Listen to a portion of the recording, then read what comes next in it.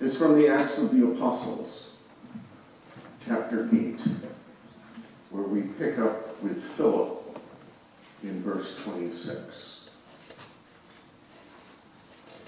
Then an angel of the Lord said to Philip, "Get up and go toward the south, to the road that goes down from Jerusalem to Gaza. This is a wilderness road." So he got up and went.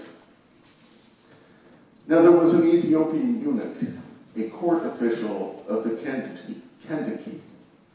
queen of the Ethiopians, in charge of her entire treasury. He had come to Jerusalem to worship and was returning home seated in his chariot. He was reading the prophet Isaiah.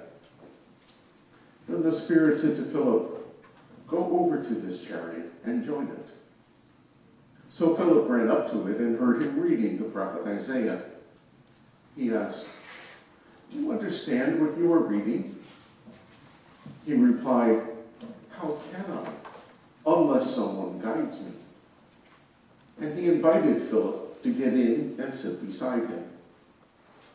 Now the passage of the scripture that he had been reading was this: "Like a sheep he was led to the slaughter, and like a lamb silent before its shearer, so he does not open his mouth. In his humiliation, justice was denied him. Who can describe his generation? For his life is taken away from the earth." The eunuch asked Philip, "About whom, may I ask you, does the prophet say this? About himself or about someone else?" Then Philip began to speak, and starting with this scripture, he proclaimed to him the good news about Jesus.